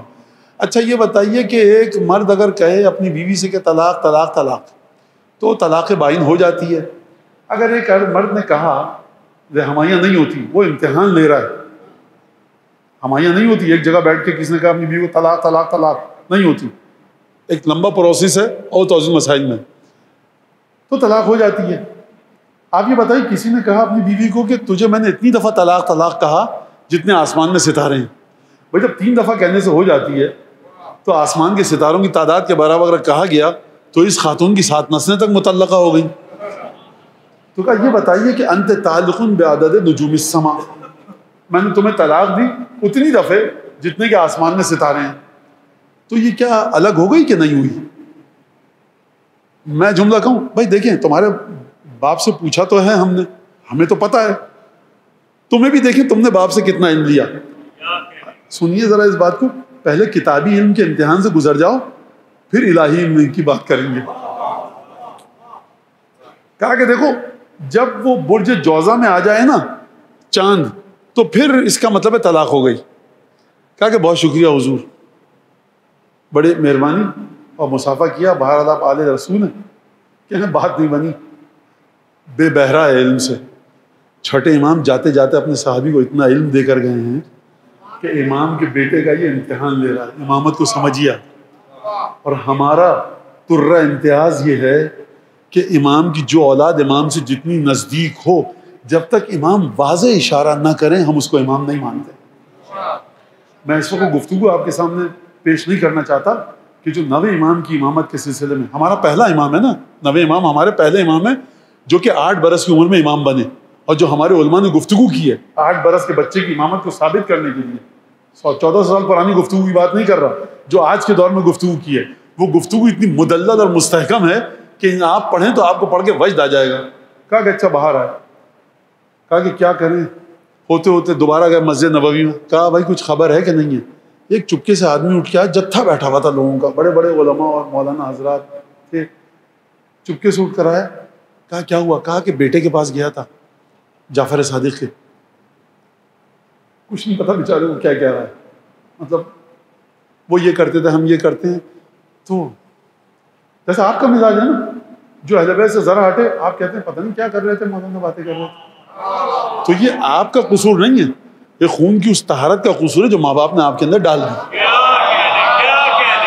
اگر تو ہم مولانا حضرات سمجھتے ہیں ہماری مجلس سننے آئے، اچھا میں کل بھی آ جاؤں گا اور اپنے دکھڑے سناتا رہوں گا آپ کو، 2-4 آدمی بیٹھے ہوں گے کہ مولانا جلدی سے ختم کیجیے تاکہ مائک بند کر کے جاؤں، تو یہ سب کا سب اہل بیت رسول کے عشق میں آپ اس پر شہزا پر، اور آپ سن میری بات اسی لیے رہے ہیں، یقین کیجیے مقرر کا کوئی کام ہی نہیں ہے مجلس میں، اگر آپ کے دل میں محبت نہ ہو میں لاکھ گلا پھاڑ دوں، تو یہ آپ کے خون کی طہارت اور جن ذاکروں کا آپ نے سنا ہے میں ان کی محنت کو یہاں وصول کر رہا ہوں، میری محنت کچھ بھی نہیں ہے یہاں پر، خوب توجہ کے ساتھ اور شکر کیجیے اس بات کا۔ کیا کرنا، مسجد نبوی میں گیا، ایک بہت رش لگا ہوا تھا، حلقہ درس تھا، وہاں سے ایک آدمی چپکے سے آیا، چپکے سے اٹھ کے آیا، کہا کہ تم نے موسیٰ ابن جعفر سے بات کی ہے؟ کہا یہ کون ہے؟ کہا یہ بیٹا ہے ایک اور جعفر صادق کا، اس سے بات کرو۔ تو کہتا ہے کہ میں گیا اور میں نے جا کر گفتگو کی، معذرت کے ساتھ عجیب غلطی کر دی، وہ دوسرا واقعہ ہے، یہ واقعہ ہے امام جعفر صادق کی امامت کا، نہ کہ امام موسیٰ کاظم کی۔ امام موسیٰ کاظم کی امامت کا واقعہ میں بتاؤں گا، تو تصحیح کر لیجئے اس کو، آپ تصحیح کر لیجئے آپ، الحمدللہ خدا نے بتا دیا کہ کن کی بات کرو، یہ بھی نہیں اندازہ ہو کہ تم کس امام کی بات میں کرنا شروع کی تھی کہاں پہنچ گیا۔ یہ واقعہ ہے چھٹے امام کا، اصلاح کر لیجئے۔ کہا کہ تو گئے تم بھائی کے پاس، تو تم یہ بتاؤ کہ تم جعفر صادق کے پاس بھی گئے؟ کہا کہ یہ کون؟ کہا اس گھرانے گئے۔ تو کہا کہ ابن رسول اللہ یہ بتائیے کہ ایک شخص اگر طلاق دے آسمان کے ستاروں کے برابر تو اس کی بیوی کو طلاق ہو جائے گی بائن؟ امام نے کوئی جواب نہیں دیا، چھٹے امام نے فرمایا کہ سورہ طلاق آتی ہے؟ کہا کہ ہاں۔ حفظ ہے؟ ہاں۔ کہا اقرا، پڑھو، پڑھنی شروع کی، پہنچا طلاق والی آیت پر، کہا کہ رک جاؤ، کہا کہ ہاں جی، کہا یہاں پر ستاروں کا کوئی ذکر ہے؟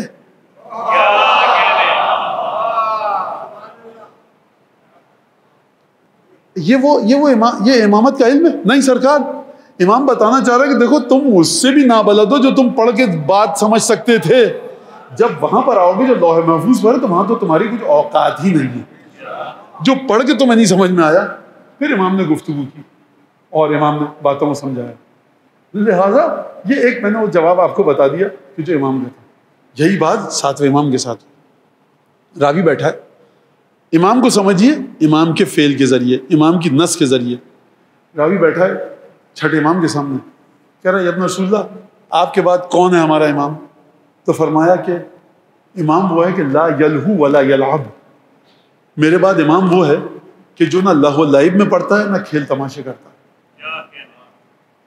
اگر آپ کو کبھی روایت ملتی ہے کہ امام تقی علیہ السلام بچوں کے ساتھ کھیل رہے تھے تو وہ پوری روایت جا کر پڑھا کیجئے، جب کوئی چھپتا تھا تو امام ڈھونڈ لیتے تھے بچوں کو وہاں چھپے ہو، اور روایت یہ تاریخ میں آئے کہ جب امام نے کہا اب ہم چھپیں تم ہم کو ڈھونڈو گے، کہا کہ چھپ جائیے، امام چھپ گئے، بچے تھک ہار گئے، امام کو نہیں ڈھونڈ سکے، یعنی یہ ایک طرح سے حجت خدا اپنی حجت کا اثبات کر رہے ہیں۔ تو روایت کو وہاں جا کر دیکھیے، علماء نے لکھا ہے وہاں پر، بہرحال وہ ادھر چلی جائے گی بات۔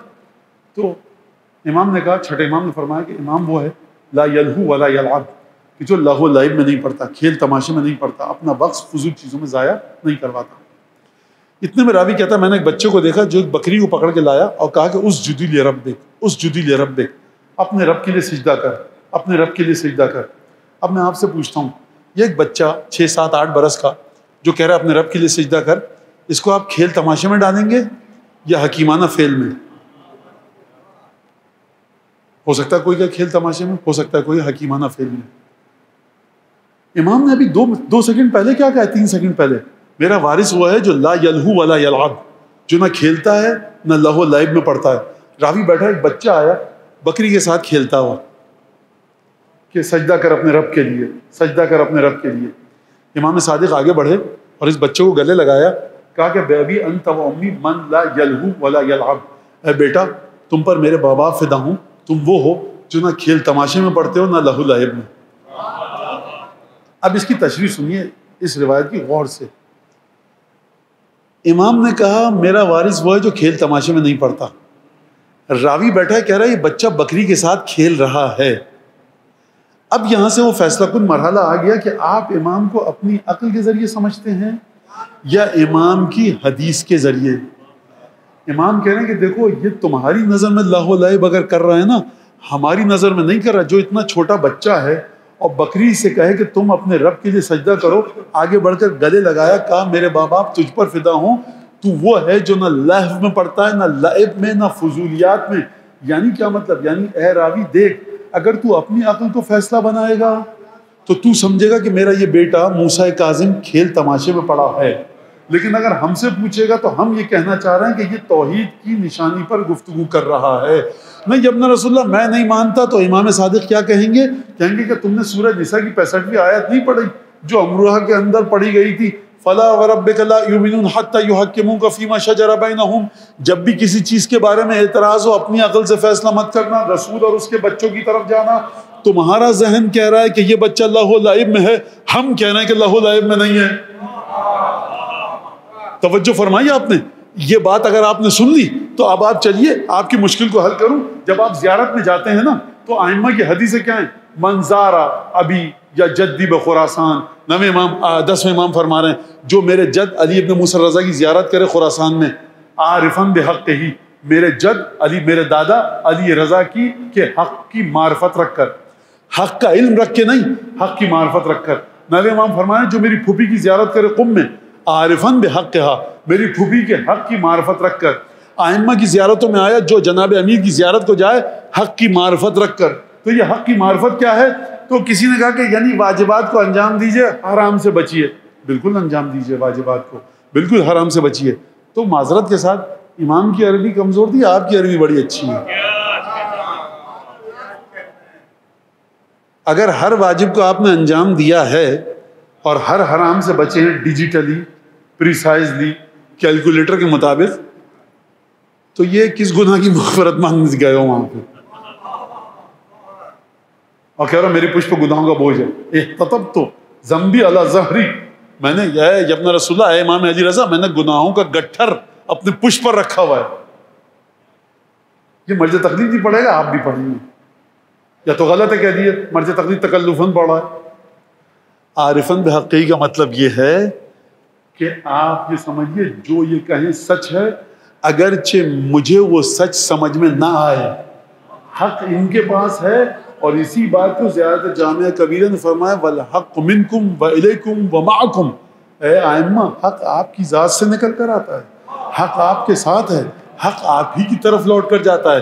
اگرچہ تم اپنے ذہن کے مطابق یہ سمجھ رہے ہو کہ یہ بچہ ہے بکری سے کھیل رہا ہے، لیکن سن لو بات کو کہ ہمارے حق کی معرفت رکھو. ہم جس چیز کے بارے میں جو حکم دے دے وہ چیز ویسی ہے، اس کے علاوہ وہ کسی بھی طرح کی نہیں ہے.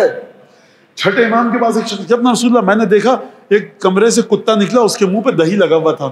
کمرے میں گیا، دہی کا پیالہ، پتیلا، بھگونا، برتن رکھا ہوا ہے.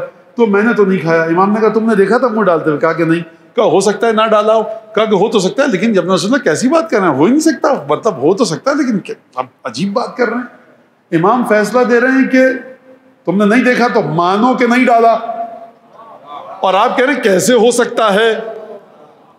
آپ اب یہ کوئی نہ کہ وہ تو رسول اللہ کے لیے آیت ہے، وہ تو آپ اپنی کشتی کو الگ کر لیجئے ہماری کشتی سے. ہم اس کشتی میں بیٹھیں جو رسول کے ساتھ رسول کے بچوں کو جوڑتا ہے. آپ اس کشتی میں بیٹھ جائیے جو رسول اور ان کے بچوں کے درمیان جدائی ہے. امام نے کہا اس کے یہ کیسے ہو سکتا ہے؟ عجیب بات کی. اور دل میں عجیب سے خیال ہے امام بھی عجیب و غریب باتیں کر رہے ہیں. جا رہا تھا بیابان سے، ایک ٹوٹا پھوٹا گھر تھا، اور وہاں پر ایک آواز آئی چیخ پکار کی.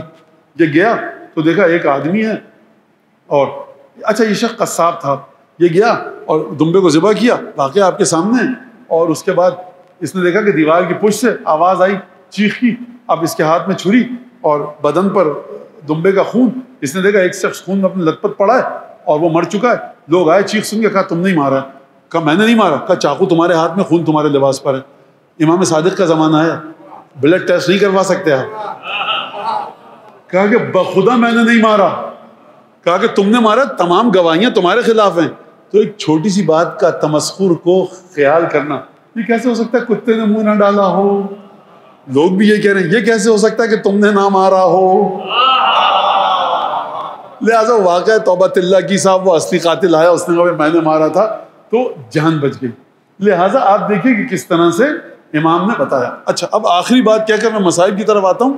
اب دیکھیے امام کے زمانے میں نہ واٹس ایپ ہے، یہ جو میں مسلسل کہہ رہا ہوں، اور ہمارے علماء بزرگان محدثین ان کی بات نقل کروں، حتیٰ ائمہ کی علم حاصل کرو. کون سا علم؟ ائمہ نے جو بتایا ہے، زیارات، دعائیں، قرآن.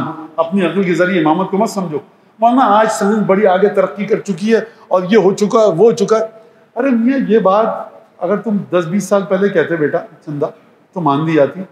25 سال جیل میں رہ کر کہتے ہیں وہ ڈی این اے جو موڈیفائڈ ہوا اس کی ٹیسٹنگ لیب میں جا کر تو ثابت کیا کہ یہ جو قاتل سمجھا گیا تھا 26 سال کی جیل ہوئی تھی، یہ بیچارہ قاتل نہیں تھا.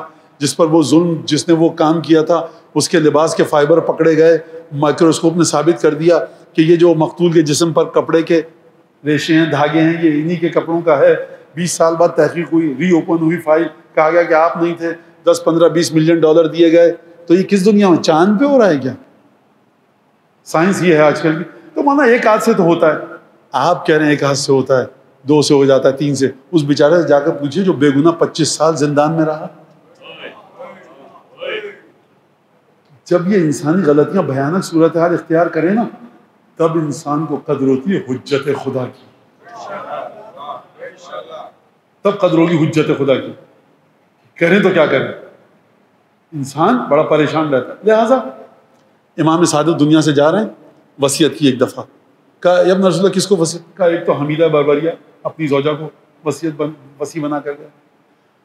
دوسرا سلیمان جو کہ مدینہ کا گورنر ہے. تیسرا وصی عبداللہ افتح جو اپنا بیٹا ہے اس کو بنا کے گئے، جو بڑا بیٹا ہے. اس کے بعد چوتھا بنا کے گئے امام موسیٰ کاظم کو، اور 5واں بنایا منصور دوانقی. 5 گواہ، 5 وصی بنا کر گئے.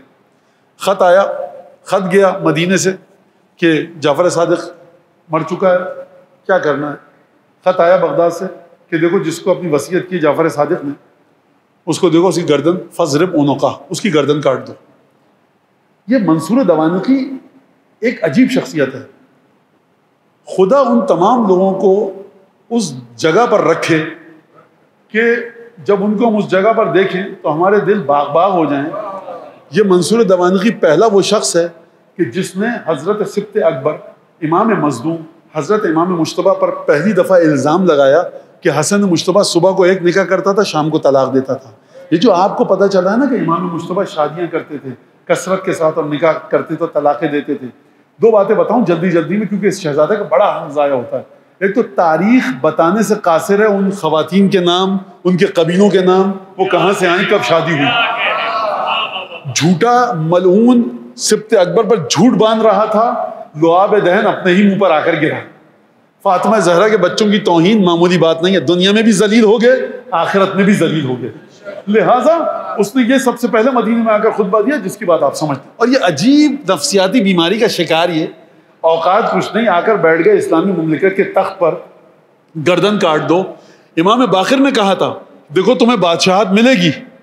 منصور دوانقی سے کہا تھا تم کو بادشاہت ملے گی، تمہاری بادشاہت ہماری بادشاہت سے کم ہوگی، تمہاری بادشاہت ختم ہو جائے گی تب ہماری بادشاہت شروع ہوگی. یعنی حضرت حجت کا ظہور، 12ویں آقا کا ظہور. لیکن کینہ دل میں ایسا ہے کیونکہ خود چوری کر کے آئے ہیں، لہٰذا گھبراتے رہتے ہیں. آل رسول وہ تھی کہ اگر جا کر کہتے اے موسیٰ کاظم کوئی دعا دے دیجئے کہ میری حکومت چلتی رہے، امام کہتے دیکھو تم یہ کام کرو گے ہم تمہاری حکومت کے ضامن ہیں. امام یقیناً کہتے مولانا یہ آپ کیسے کہہ رہے ہیں، جا کر نہج البلاغہ پڑھیے، جناب امیر المومنین نے وہ خطبہ لکھا ہے، جناب سید رضی نے وہ خطبہ لکھا ہے جناب امیر کا، جو جناب امیر المومنین نے موسیٰ کے جانے کی جو روانگی ہے اور آمد ہے، موسیٰ اور ہارون کا دربار فرعون میں، وہاں پر لکھا ہے کہ موسیٰ اور ہارون نے کہا کہ اگر تو اسلام لے آئے اور شریف انسان متقی بن جائے، تیری عزت بھی ہم باقی رکھیں گے، تیری حکومت بھی چلتی رہے گی۔ ولی خدا آپ کے تخت کے پیچھے نہیں ہے، ولی خدا زمین اور آسمان کے درمیان متصل کرنا چاہتا ہے ان چیزوں، لہذا کہا گیا کہ گردن کاٹ دو۔ اس نے آگے پوچھا، کہا بھائی کس سے وصیت کی ہے؟ کہا کہ ایک تو سب سے پہلے گورنر صاحب آپ کو وصی بنایا، کہا دوسرا، کہا منصور دوانقی کو، ابو جعفر، منصور دوانقی کی کنیت بھی ابو جعفر ہی ہے، ابو جعفر دوانقی کو۔ کہا تیسرا کون ہے؟ کہا اپنا بیٹا عبداللہ یفتح۔ کہا چوتھا کون ہے؟ کہا کہ جناب حمیدہ بربریہ زوجہ۔ کہا پانچواں کون ہے؟ کہا چھوٹا بیٹا موسیٰ بن جعفر۔ کہا کہ امیر المومنین یہ فرمائیے کس کی گردن کاٹوں؟ 5 کے 5 کی کاٹوں؟ 2 تو ہم آپ ہی ہیں۔ تو کہا کہ اچھا چھوڑ دو۔ تو اس وجہ سے کافی مدت تک امام موسیٰ کاظم کی امامت اصحاب چھٹے امام کے اصحاب کو نہیں پتہ چل سکی۔ اب یہاں تک بات ختم ہو گئی۔ راوی کہتا ہے میں نکلا مدینے سے کہ میں نے دیکھا کہ ماتا جعفر ابن محمد، جعفر صادق مر چکے تھے، راوی کے الفاظ ہیں۔ میں گیا کہاں؟ عراق میں داخل ہوا، امام صادق مدینے میں۔ کہتا ہے میں نے دیکھا، جنازے میں شریک ہوا، خبر پتہ لگی تو میں آیا کہاں سے؟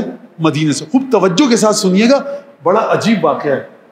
واٹس ایپ فیس بک ہونے کے باوجود ہمارے بچے پریشان ہیں، مولانا ذوالجناح بدعت ہے، علم بدعت ہے کہ نہیں ہے، چومنا جائز ہے کہ نہیں ہے، سجدہ کو چومنا جائز ہے، زری کو چومنا شرک ہے کہ نہیں ہے، امام کی زیارت جھکیں تو گناہ تو نہیں ہو جائے گا، تو یہ وہ تو نہیں ہے، حدیث قصہ غلط ہے۔ ایک عجیب پریشانیاں پہ پریشانیاں۔ کس زمانے کی بات ہے؟ واٹس ایپ اور فیس بک ہے، اور قربان جاؤں اسے کہتے ہیں اتصال اور ارتباط امام کے ساتھ۔ جب آپ کا اتصال اور ارتباط مضبوط ہو جائے نا امام وقت کے ساتھ، تو پھر نہ آپ کو واٹس ایپ گمراہ کر سکتا ہے، نہ فیس بک گمراہ کر سکتی ہے، دنیا ادھر کی ادھر ہو جائے، آپ کا ایمان اپنے مقام پر جمع رہتا ہے۔ یہ ہے اتصال امام کے ساتھ۔ راوی کہتا ہے میں پہنچا مدینے سے کوفے۔ دوسرا راوی کہتا ہے محمد ابن علی نیشاپوری کہتا ہے میں پہنچا نیشاپور سے نجف۔ 30,000 سونے کے سکے، 50,000 چاندی کے سکے، ڈھیروں لباس، خمس لے کر آیا میں نیشاپور سے، نیشاپور کے شیعوں کا۔ کہاں جا رہا ہوں؟ پورا ایران میں نے کراس کیا، اہواز سے داخل ہوا عراق کی سرزمین پر۔ جب عراق میں آیا تو شیعہ ہے جناب امیر المومنین کا، چھٹے امام کے پاس خمس لے کر آ رہا ہے، تو کہاں جائے گا؟ جب عراق میں داخل ہوا جناب امیر المومنین کی قبر پر گیا تو میں نے دیکھا کہ وہاں پر ایک شیخ بیٹھا ہوا درس دے رہا ہے، اور درس بڑا پختہ آدمی لگتا ہے کوئی، یہ بھی شیعہ ہے۔ کہا کہ میں نے دیکھا امیر المومنین کی مسجد پہ۔ اب بعض لوگوں نے کہا مسجد کوفہ ہے، بعض لوگ کہہ رہے ہیں کہ روضہ تھا، بہرحال اس کو چھوڑیے، لگتا مجھے یہ ہے کہ ذاتی رائے ہے کہ مسجد کوفہ تھی۔ یہ کہاں سے پہنچا؟ محمد ابن علی نیشاپوری، نیشاپور سے۔ یہ راوی جو مدینے سے چلا کہاں سے پہنچا؟ مدینے سے۔ یہ مدینے سے یا نیشاپور سے ملاقات کہاں کر رہے ہیں دونوں؟ نجف کوفے میں آ کر۔ کہاں؟ ایک شیخ درس دے رہا ہے، نورانی متقی لگ رہا ہے، عابد زاہد۔ اب یہ بیٹھا ہوا ہے خاموش، راوی جو نیشاپور سے آیا، جو مدینے سے آیا، تو اس بوڑھے شیخ نے پوچھا من این اتیت؟ کہا من المدینہ، رسول خدا کے شہر سے آ رہا ہوں۔ کہا کیا خبر ہے؟ کہا کہ جب میں خارج ہوا مدینے سے تو جعفر بن محمد مر چکا تھا، موت آ چکی تھی اسے۔ فشہق واغمی علیہ، یہ جو بوڑھا شیخ درس دے رہا تھا نا، اس نے چیخا، غش مار کے بے ہوش ہو گیا۔ یہ جو نیشاپور سے آیا سمجھ گیا کہ چھٹے امام کی موت کی خبر نے اس کو بے حال کر دیا۔ اس کا مطلب یہ ہے کہ یہ بھی ہماری طرح خانوادہ رسالہ سے محبت۔ تھوڑی دیر بعد ہوش آیا، اٹھا، کہا کہ الی من اوصا، یہ بتاؤ کہ میرے امام نے تمہیں پتا ہے کہ وصیت کس سے کی ہے؟ کون پوچھ رہا ہے؟ یہ بوڑھا شاہ جو غش کھا کے گر پڑا تھا۔ کہا کہ بھائی 5 آدمیوں کو وصی بنایا ہے، آپ ہمیشہ اور ہم اور شیعہ ہمیشہ بعد والے امام کو کیسے سمجھتے تھے؟ شہید شدہ، مستشہد اور میت، اور جس امام کا جنازہ ہے اس کی وصیت کے ذریعے۔ 5ویں امام کو آپ کیسے سمجھے؟ چوتھے امام کی وصیت کے ذریعے۔ امام سجاد کو کیسے سمجھے؟ سید الشہداء کی وصیت کے ذریعے. سید الشہداء کو کیسے مانا؟ امام مجتبی امیر المومنین اور تمام روایتیں. جناب امیر کو کیسے امام مانا؟ رسول خدا کی وصیت کے ذریعے. امام مجتبی، آپ جہاں تک امامت کا سلسلہ ہے، جو امام دنیا سے جا رہا ہے آپ نے اس کی وصیت کے ذریعے پہچانا، اور رسول خدا کی حدیث کے ذریعے. میرے 12 امام ہوں گے اور ان کے نام یہ ہیں، سب کے سب قریش سے ہوں گے، بنو ہاشم سے ہوں گے، میری نسل سے ہوں گے. غور فرما رہے ہیں آپ، ہے نا؟ جس چیز کے ذریعے آپ امامت کے مسئلے کو حل کرتے رہے، اسی چیز کو چھٹے امام مشکل اور ناممکن بنا کے چلے گئے. کیسے؟ اگر ایک انسان کی جانب وصیت کرتے تو یہ بوڑھا شیخ جو نجف میں بیٹھ کے درس دے رہا ہے سمجھ جاتا کہ کون امام ہے، لیکن امام تو 5 کو وصیت کر کے گئے. تو اب یہ کیسے سمجھے؟ اسے کہتے ہیں امامت کی تربیت. یہاں میں آپ کو لانا چاہتا تھا. نہ واٹس ایپ ہے نہ فیس بک ہے. کہا کس کو وصیت کی؟ کہا الی 5 اشخاص، 5 لوگوں. کہا کون کون؟ کہا عبداللہ افتح بڑا بیٹا، دوسرا حمیدہ بربریہ اپنی زوجہ، تیسرا سلیمان والی مدینہ، مدینہ کا گورنر. کہا چوتھا جناب امام موسیٰ کاظم. یہ میں کہہ رہا ہوں، اس نے نہیں کہا. کہا اپنے چھوٹے بیٹے موسیٰ کاظم کو، اور 5واں منصور دوان کی. یہ جو غمگین بیٹھا تھا اس نے ایک دفعہ کہا، بوڑھے نے، شیخ نے، جو عالم تھا، فقیہ تھا، مفسر تھا، جو بھی تھا، ایک دفعہ غم کے آثار تھے، پریشان تھا. کہا الحمدللہ الذی ہدانا الی ہداہ. ایک دفعہ چہرے پہ مسکراہٹ آئی. کہا کہ خدا کا شکر جس نے مجھے ہدایت کر دی اور میرا امام پہچانوا دیا. حضور 5 آدمیوں کو وصیت کی ہے. آپ سمجھے کیسے؟ آج کا بچہ پریشان ہے کہ ابو الفضل عباس کو کہاں رکھیں. ارے آگ لگے ایسے واٹس ایپ کو اور فیس بک کو، اور سلام ہو اس طریقے تدریس کو کہ امام کی موت واقع ہوئی ہے شہادت مدینے میں، 15 دن کا راستہ ہے کوفے تک، نہ واٹس ایپ ہے نہ فیس بک ہے. یہ کہہ رہا تم یہ بتاؤ، میں مزید رکوں گا اور مزید اس حدیث پر گفتگو کروں گا. یعنی اس بوڑھے شیخ کو اس بات کا خوف نہیں ہے کہ اگر یہ آنے والا مدینے سے گفتگو میں گڑبڑ کر دے تو میں کیسے پہچانوں گا. یعنی اتنا بھروسہ ہے امام کے بارے میں کہ دیکھو ہم اس طرح سے اپنے پیغام پہنچائیں گے، گویا امام فرما رہے ہیں کہ دشمن نہیں سمجھ پائے گا، تم سمجھ جاؤ گے.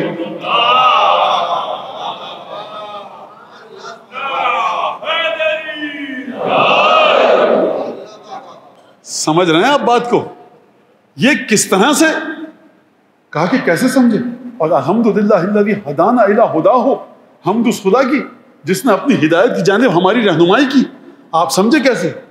کہا کہ بین عن الکبیر ودل علی الصغیر واخفى عن امر عظیم. کا کیا ہوا؟ یہ امام کون ہے؟ کہا کہ دیکھو بڑے کے بارے میں بتا دیا، چھوٹے کے بارے میں رہنمائی کر دی، اور بڑے عظیم امر کو، رازوں میں سے خدا کے ایک راز کو میرا چھٹا امام اپنے ساتھ لے گیا.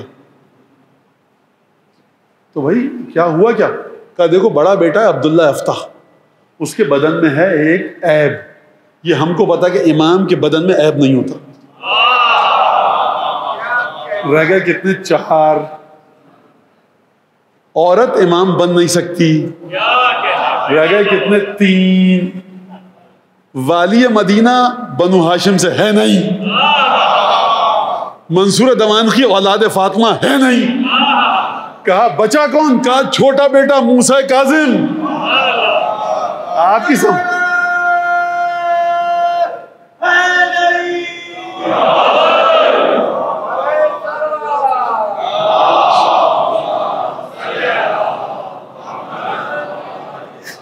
اچھا، یہ میں نے آپ کو بتایا تھا کہ واضح ہو جائے روایت.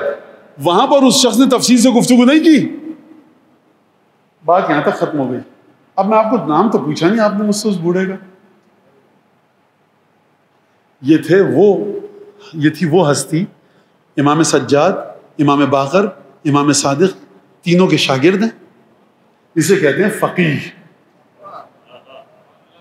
یہ وہی ہستی ہے جن کے نام کی دعا آپ روزانہ ماہ مبارک رمضان کی شبوں میں پڑھتے ہیں.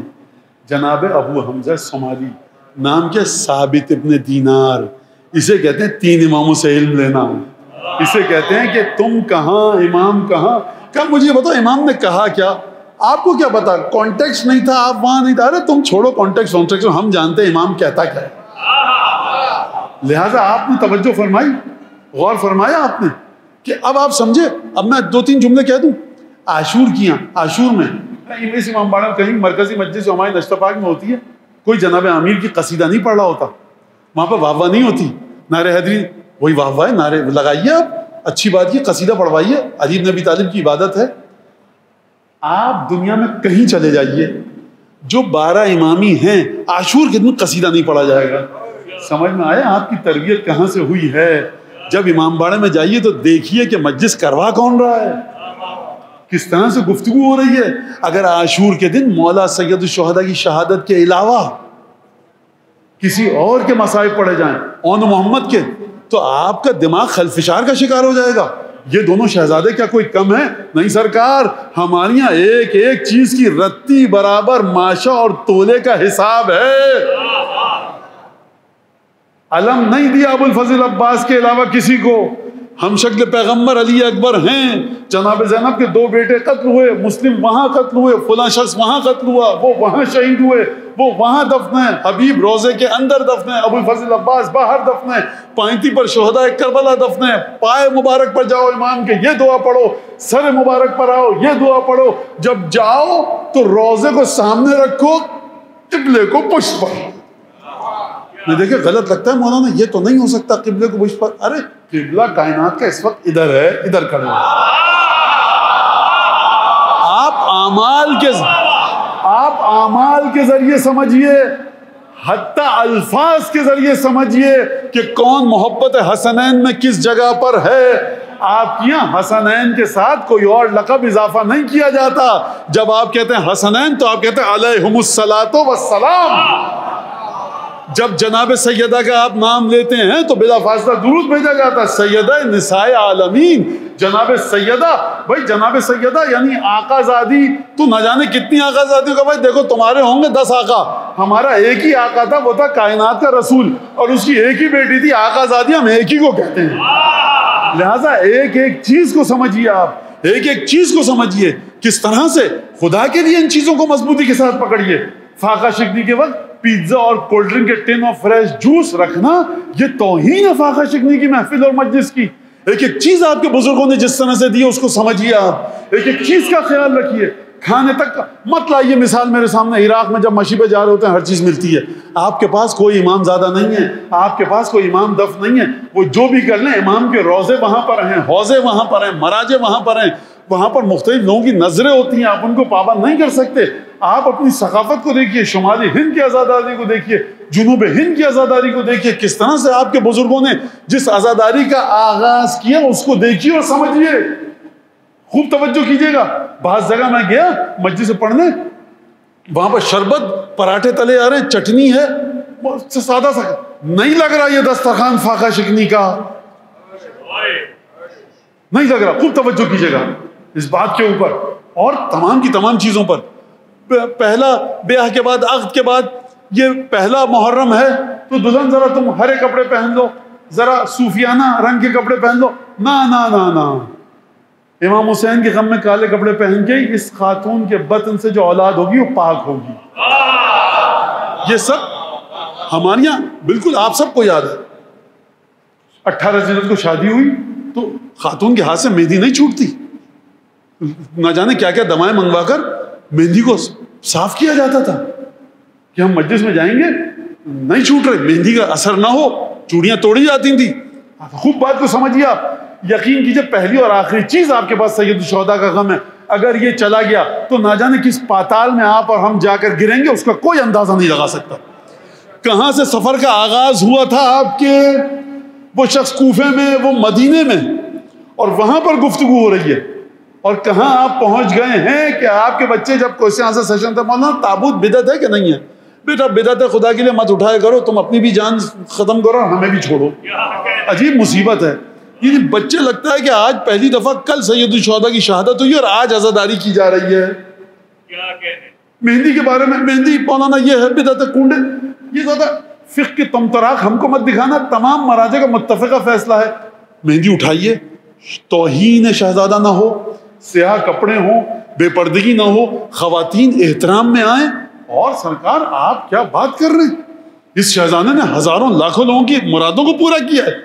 شہزادہ علی اصغر نے آج تک یہ دسترخوان حسین ابن علی کی نعمتیں ہیں، خوب ان چیزوں کو سمجھے گا اچھی طرح سے. لہٰذا یہ حضرت موسیٰ ابن جعفر علیہ السلام میں نے کل کی طرح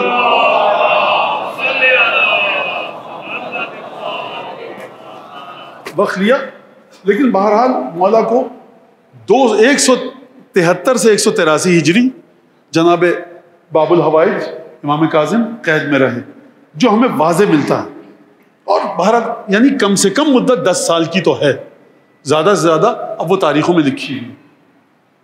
گئے اور امام کے ساتھ جب مدینے سے امام کو گرفتار کیا گیا تو 3 ناقے 3 اونٹوں پر محمل رکھ کر مختلف شہروں کو بھیجے گئے، تاکہ مدینے کے مومنین اور چاہنے والے اہل بیت کے نہ سمجھ پائیں کہ امام کہاں گئے. بصرے میں رکھا گیا، کوفے میں رکھا گیا، بغداد میں رکھا گیا. بغداد میں مختلف زندان بدلے گئے. جانتے ہیں کیوں؟ خلیفہ کہتا تھا کہ قتل کر دو. بصرے کے گورنر نے کہا میں نے اس سے کوئی بری چیز نہیں دیکھی ہے. قید خانے میں جاتا ہے، قید خانے کا نگراں وہ اس کا گرویدہ ہو جاتا ہے، سوائے عبادت کے تقوی و زہد کے میں نے کچھ نہیں دیکھا ہے. بصرے سے نکالا گیا، کوفے بھیجا گیا. کوفے میں قتل کر دو. کہا قتل نہیں کر سکتے، مشکل ہے بڑا میرے لیے اس ہستی کو قتل کرنا، یعنی ہمت نہیں ہو رہی میری قتل کرنے کی، میں کیسے موسیٰ کاظم کو قتل کروں. بغداد میں زندان میں رکھا گیا. پھر جو آخری زندان تھا سندی ابن شاہق کا، وہ زندان تھا جو سب سے زیادہ بدترین زندان بان تھا یہ ملعون، اور جس نے اتنے ظلم کیے کہیں پر امام پر اتنے ظلم نہیں ہوئے. یعنی اب آپ سوچئے جس قید خانے میں امام کو رکھا گیا وہ ظلم کی اپنی مثال آپ تھا، لیکن آخری قید خانہ ان قید خانوں سے بھی کہیں بڑھ کے مصیبتیں تھیں. ہارون نے حکم دیا کہ خرمے یا انگور کے دانے لے جاؤ زہرآلود زندان میں، امام تناول فرمائیں اور امام کھائیں، امام کی موت واقع ہو جائے. علم امامت سے امام جانتے ہیں وہ وقت نہیں آیا کہ مجھے شہید ہونا ہے، مشیت الہی کا تقاضا نہیں ہے. بعض تواریخ میں لکھا ہے کہ زندان بان جب آیا نا نگران قید خانے کا، تو اس کے ساتھ ہارون کا ایک پالتو سدایا ہوا کتا بھی تھا. امام نے وہ زہرآلود انگور اٹھائے اور علم امامت کی بنیاد پر وہ اس کتے کے سامنے پھینکے. کتے نے انگور کے وہ دانے کھائے، مر گیا. انگور واپس لے گئے. علماء بیان کرتے ہیں کہ جب ہارون کو پتہ چلا کہ اس کا پسندیدہ پالتو جانور مر گیا ہے تو اس کے چہرے پر غم کے آثار آئے. دنیا نے واقعاً آل رسول کے ساتھ جو مسلمانوں نے کیا ہے، انسان کی زبان کی ہمت نہیں ہوتی. باب الحوائج موسیٰ ابن جعفر، خلق رسول خدا کی تصویر. ملعون بدبخت انسان، خدا تجھے جہنم کے کس گڑھے میں رکھے کہ سیدہ کا دل شاد ہو. یعنی پالتو نجس جانور کے مرنے پر افسوس، اور آل رسول کو زندان میں رکھا ہوا ہے. یہ ہے تاریخ مسلمانوں کی. سندی بن شاہق کے زندان میں بھیجا گیا، امام کو زہر دیا گیا. جب زہر دیا گیا نا امام موسیٰ کاظم کو، امام کے بدن میں چلنے پھرنے کی طاقت نہیں ہے. اب امام اپنے بسترے پر ہیں. بغداد میں موالیان اہل بیت کو بلایا گیا، کہا دیکھو تمہارا امام ہے، دیکھ لو ہم نے اس کو قتل نہیں کیا اور یہ بیمار ہوا ہے، طبعی موت، مر جائے گا. امام نے کہا جھوٹ بولتا ہے، اس نے مجھے فلاں پھل میں فلاں زہر کھلایا ہے. پہلے میرا بدن اودا ہوگا، پھر اس کے بعد نیلا ہوگا، اور اس کے بعد مجھے موت آ جائے گی. یہ امام نے گواہی دی. اور اس کے بعد امام موسیٰ کاظم علیہ السلام کی شہادت ہوئی. جب شہادت ہوئی دل میں بغض تھا بادشاہ کے. کہا 4 کہاروں کو لاؤ، قلیوں کو، یہ تابوت کو اٹھائیں. جس بغداد کے پل سے عبور کر کے آپ کاظمین کی زیارت کو جاتے ہیں، اس پل سے 4 کہاروں کے ساتھ بھیجو اور کہو ہاذا امام الرافضہ، یہ رافضیوں کا امام ہے. انتہائی توہین کے ساتھ فاطمہ زہرا کے فرزند کی میت کو اٹھایا گیا. ایک دفعہ بادشاہ کے چچا نے دیکھا، کہا یہ کیا توہین کر رہے ہو فاطمہ زہرا کے فرزند کی. ایک دفعہ بلایا گیا، اس رکھو، احتشام و تزک کے ساتھ اٹھاؤ، بڑے احترام کے ساتھ جنازے کو اٹھاؤ. کہا ہاذا ولی ابن ولی، طاہر ابن طاہر. میں وہ لفظ ادا نہیں کر سکتا کہ جو بادشاہ کے حکم سے کہے گئے، لیکن اس کا متضاد لفظ کہہ دوں. یہ وہ امام ہے کہ جو خود بھی پاک تھا، جس کا باپ بھی پاک ہے. اب آپ سمجھے کہ بادشاہ نے کیا حکم دینے کو کہا تھا. دوسرا لفظ کہوں، فرمایا یہ وہ عزیز ہے جس کا باپ بھی عزت والا تھا۔ اب آپ سمجھے کہ بادشاہ کی طرف سے کیا حکم دیا گیا تھا۔ بس ایک دفعہ امام علی رضا نے باعجاز امامت آ کر نماز جنازہ پڑھائی، امام کی نماز جنازہ ہوئی، کاظمین میں بغداد میں قریش کے مقابر میں سپرد خاک کیا گیا۔ اب میں ایک جملہ کہوں، امام رضا واپس بغداد سے مدینے آئے ہوں گے، 18 بہنیں ہیں، 17 بہنیں ہیں، ایک ایک بہن نے دیکھا ہوگا کہ ہمارا بھیا، ہمارا بھائی علی ابن موسیٰ رضا آ گیا، امام نے گلے لگایا ہوگا۔ جانتے ہیں جناب معصومہ کے قم کی عمر کتنی ہے جب امام موسیٰ کاظم کی شہادت ہوئی؟ جناب معصومہ قم 10 برس کی ہیں، ایک دفعہ 10 برس کی بہن ہے۔ یہ وہ بہن ہے کہ جس کی زیارت امام رضا کی زیارت کے ثواب کے برابر ہے۔ 10 برس کی بہن نے جب کہا ہوگا بھیا کیا ہوا، بتایا ہوگا بہن تم یتیم ہو گئی، بیوی معصومہ کو کلیجے سے لگایا ہوگا نا، پیشانی کا بوسہ لیا ہوگا، بہنوں نے دیکھا ہوگا ہمارا بھائی علی ابن موسیٰ رضا زندہ ہے، ایک ایک بہن نے خوب جی بھر کے گریہ کیا ہوگا۔ میں کہوں گا مولا رضا آپ ہی کے حکم کی تعمیل میں ایک جملہ کہہ رہا ہوں، جب بھی کسی پر رونا ہونا تو ہمارے مظلوم جد حسین پر رونا۔ میں کہوں گا اے موسیٰ کاظم کی بیٹیوں، اے 7ویں امام کی دختران، کتنی خوش قسمت تھی کہ جب آپ کے باپ کا جنازہ اٹھا تو علی ابن موسیٰ رضا کو دیکھا۔ اے بیویوں، کسی نے آپ کے منہ پر تماچے تو نہ لگائے، کسی نے آپ کے گھر کو جلایا تو نہ تھا، لیکن ذرا آئیے کربلا میں دیکھیے، یہ حسین ابن علی ہیں، ادھر شہادت ہوئی ہے، ادھر خیموں میں آگ لگی ہے، بیویوں کے بعض کے رخسار تماچوں سے سرخ ہیں، بعض کے کانوں کی لو سے خون بہ رہا ہے، بعض کے پیروں میں صحرا کے کانٹے چبھ رہے ہیں۔ یہ دختران رسول خدا ہیں، ایک خیمے سے دوسرے خیمے میں، دوسرے سے تیسرے۔ اللہم کن ولیک الحجۃ ابن الحسن صلواتک علیہ وعلی آبائہ فی هذه الساعة وفی کل ساعة ولی وحافظا وقائدا وناصرا ودلیلا وعینا حتی تسکنہ ارضک طوعا وتمتعہ فیہا طویلا۔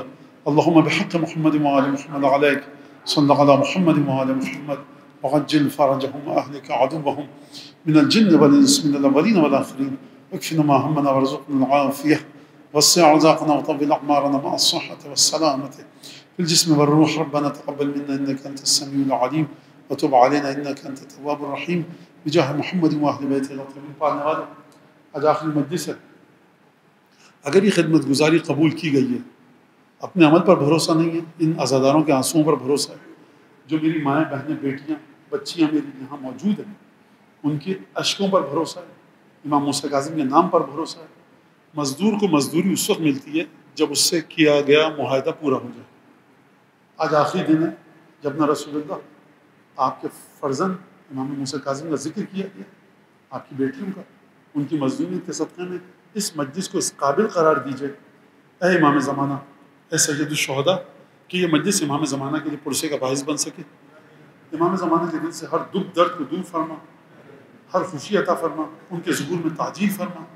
پروردگار جو لوگ رسول خدا کے دشمن ہیں بدترین انداز سے ان کی سازشوں کو خود ان کی جانب موڑ دیں، جو رسول خدا کے دشمن ہیں ان کے ہتھ کنڈوں کو، سازشوں کو ناکام اور نامراد و ناکام فرما۔ پاکستان کو اندرونی اور بیرونی سازشوں کی زد سے بچا، جو پاکستان کے اندرونی اور بیرونی دشمن ہیں، جو زبان بولتے ہیں، جس فرقے سے ہیں، جس مذہب سے ہیں، ان کو ذلیل و خوار اور نیست و نابود فرما۔ پروردگار ہمارے سلام کو امام زمانے کی بارگاہ میں پہنچا، جو 100 سلام نوحہ مرثیہ مجلس سے پڑھنے والے ذاکرین خطبات دنیا سے چلیں گے، مغفرت فرما، زندہ توفیقات میں اضافہ فرما۔ ہمارے ذوی الحقوق اعزاء، اقرباء، والدین، ارحام جنہوں نے امام باڑہ بنوایا، جو اس امام باڑے کی خدمت کر رہے ہیں، ان سب کو پروردگار توفیقات عطا فرما، دنیا سے چلیں گے، مغفرت فرما۔ پروردگار امام کے انصار و اعوان میں شامل فرما۔